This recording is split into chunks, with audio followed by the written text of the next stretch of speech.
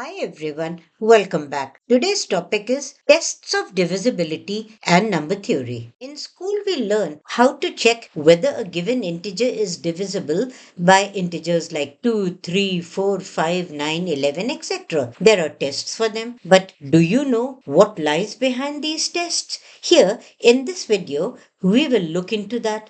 Moreover, we will see some generalized rules to check divisibility by many other integers like powers of 2, 10, and divisibility by integers like 27, 37, etc. We will also see how and where these tests are applicable and how do they help us. We will be doing this series in two parts. In the first part, we'll do the divisibility by powers of 2, divisibility by 3, 9, 6, 7, 11, and 13. In the second part, that is in the second video, we will do the divisibility by powers of 10. We'll also see common tests for divisibility by 7 and 13 and divisibility in ancient India. Lastly, we would do the applications. So let's start with part 1. To understand how these various tests work, we need to look at some basic principles from number theory which are used here. Now, let's start. The first one is the basic representation of an integer n greater than equal to 0 as powers of 10,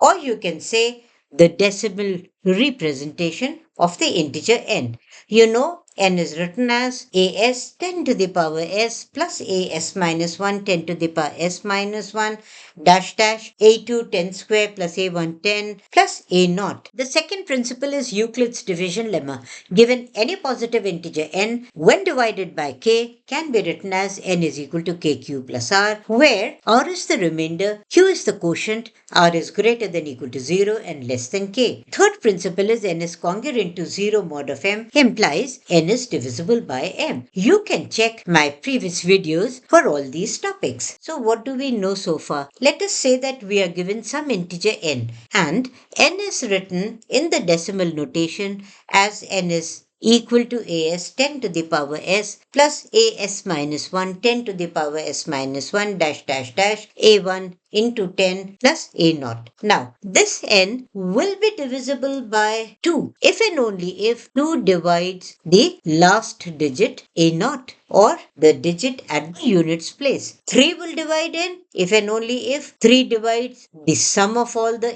ai's. 4 divides n if 4 divides the last two digits. 5 divides n if 5 divides the last digit a naught. 9 divides n if and only if 9 divides the sum of all the ai's, and 11 divides n if and only if 11 divides summation of ai with alternate plus and minus sign starting from the right hand side. Let's begin our general rules by first checking divisibility by powers of 2. You have already seen above any given integer n can be expressed in decimal notation as n is equal to as 10 to the power s dash dash dash a1 10 plus a naught. If the last digit is even, then 2 will divide n. Let's come to divisibility by 2 square or 4. Now, as you know that the smallest power of 10 which is divisible by 4 is 100 or 10 to the power 2. So, starting from 10 to the power 2 and going up to 10 to the power s become congruent to 0 mod of 2 square or mod of 4. So, we are left with n is congruent to a1 10 plus a naught mod of 4. That is why if the last two digits are divisible by 4, we say 4 or 2 square divides n. In the same way, for divisibility by 2 to the power 3 or 8, powers from 10 to the power 3 up to 10 to the power s become congruent to 0 mod 8. So this is how we go on for other powers of 2. The rule is 2 divides n if and only if 2 divides the last digit, 4 divides n if and only if 4 divides the last two digits, 8 divides n if and only if 8 divides the last three digits, 16 divides n if and only if 16 divides the last four digits, 32 divides n if and only if 32 divides the last five digits, and you can go on. There is another approach. For divisibility by 2, if we write a given integer n as 10 times some integer a plus the last digit b, then if n is congruent congruent to b mod 2,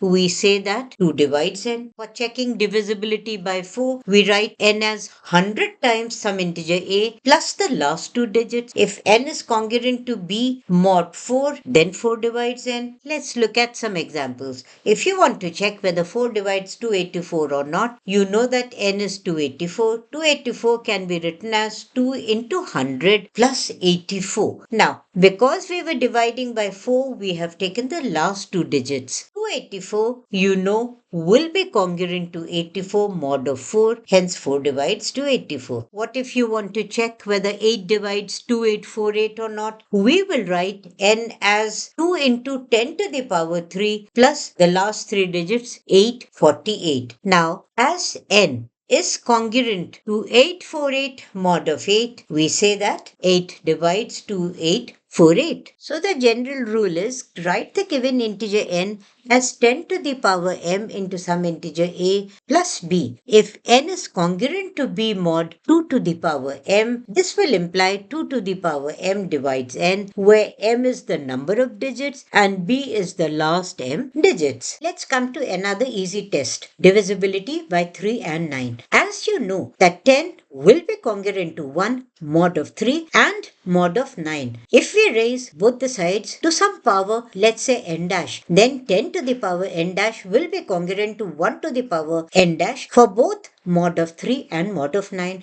So all powers of 10 starting from 10 to the power 1 up to 10 to the power s become congruent to 1 for both modulus 3 and modulus 9. The n will now become congruent to as plus afs minus 1 dash dash dash a2 plus a1 plus a0 for both mod of 3 and mod of 9. You can see as plus as minus 1 dash dash dash a2 plus a1 plus a0, they are nothing but the sum of the digits. So 3 divides n and 9 divides n if and only if 3 divides the sum of the digits and 9 also divides the sum of the digits. You know that as we are dividing by 3, n is equal to 3 into q plus r. If r is 0, 3 divides n. If r is 1 or 2, 3 does not divide n. Or in other words, 3 divides n if and only if n is congruent to 0, 1 or 2 mod of 3. Divisibility by 11. Now you know that 1 is congruent to 1 mod 11, 10 is congruent to 10 mod of 11. You can also write the 10 is congruent to minus 1 mod of 11. 10 square is congruent to 1 mod 11. 10 cube is congruent to 10 mod of 11, or 10 cube is congruent to minus 1 mod of 11. You see, the remainder when we divide by 11 is either 1 or 10. Or in other words, the residue will be either 1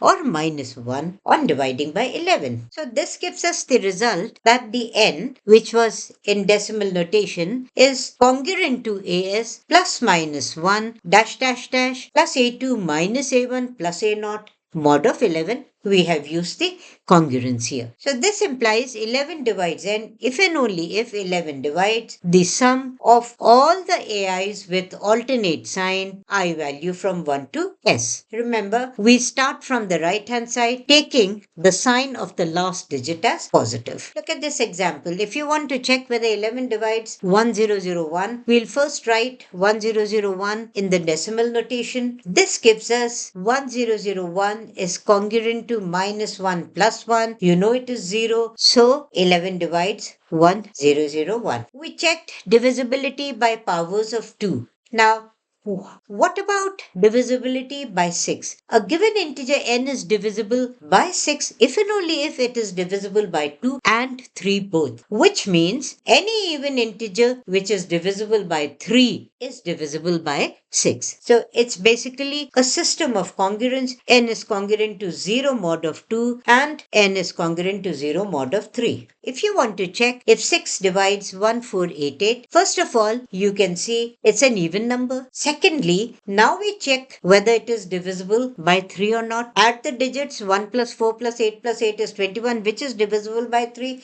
So both divisibility are there by 2 and by 3. Hence, 6 divides 1488. Now let's check divisibility by 7. There is no direct test, first of all, but there are two different methods in which we check the divisibility. You know that when 7 divides 10 to the power n, the remainders will only be 0, 1, 2, 3, 4, 5, and 6. Use Euclid's division lemma. You can see 10 to the power 0 is nothing but 0 into 7 plus 1. Mind, we are dividing by 7. 10 to the power 1 is 1 into 7 plus 3. 10 to the power 2 is 14 into 7 plus 2. 10 to the power 3 is 142 multiplied by 7 plus 6. 10 to the power 4 is 1428 multiplied by 7 plus 4. 10 to the power 5 is 14285 multiplied by 7 plus 5. Now 10 to the power 6 is 142857 multiplied by 7 plus 1. So the remainders have now started repeating.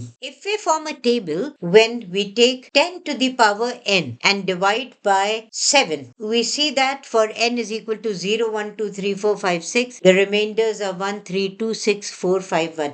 This is what we use. The example will make it clear. What if you want to check whether 7 divides 1736? What will we do? We'll first write n in decimal notation. So 1736 is nothing but 1 into 10 to the power 3 plus 7 into 10 square plus 3 into 10 plus 6 into 10 to the power 0. Now what you'll do is you will replace all the powers of 10 by their residues. So this will give us n is congruent to 1 into 6 plus 7 into 2 plus 3 into 3 plus 6 into 1 mod of 7. You see that 1736 becomes congruent to 35 mod 7. Hence 7 divides 1736. There's another easy method. What we do here is we pick the last digit, say it's b. Now we will truncate n and leave b. At last digit from remaining digit, subtract 2b. Repeat the process till the last digit is congruent to r mod of 7. If the remainder is 0, 7 divides n. If it is 1, 2, 3, 4, 5 or 6, 7 does not divide n. So what is the logic behind this? You know that n is nothing but 10 into x plus r. 10 will be congruent to 3 mod of 7. So we write n is congruent to 3x plus r mod of 7. For divisibility by 7, we check whether n is congruent to 0 mod 7. This will imply 5n is congruent to 0 mod 7. We are just multiplying 5 on both the sides. If we replace n by 3x plus r, we see 5 into 3x plus r is congruent to 0 mod of 7. Now open it up and we get x minus 2r is congruent to 0 mod of 7. Why did we multiply by 5? Because 5 is the inverse of 3 mod of 7. So we subtract 2r from the remaining digits. What if you take n is equal to 1736? We will truncate the last digit. Take 173. From that we subtract 2 times the last digit and we get 161. Now again truncate 1 from 16. We subtract 2. We get 14. As 14 is congruent to 0 mod 7, 7 divides 1736. The method for divisibility by 13 is similar to what we did for divisibility by 7. If we divide powers of 10 by 13, the remainders which we get are 1, 10, 9, 12, 3 and 4. Here, using the Euclidean algorithm, I have just shown that. So let's come to the example directly. What if you want to check whether 13 divides 2, 3, 2, 7? How do we find that? We know that 2, 3, 2, 7 can be written in decimal notation as 2 into 10 to the power 3 plus 3 into 10 to the power 2 plus 2 into 10 to the power 1 plus 7 into 10 to the power 0.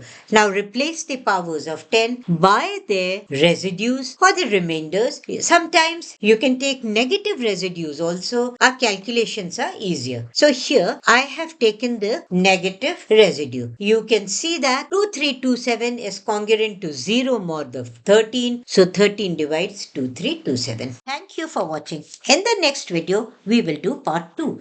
You will see some more generalized methods. Until then,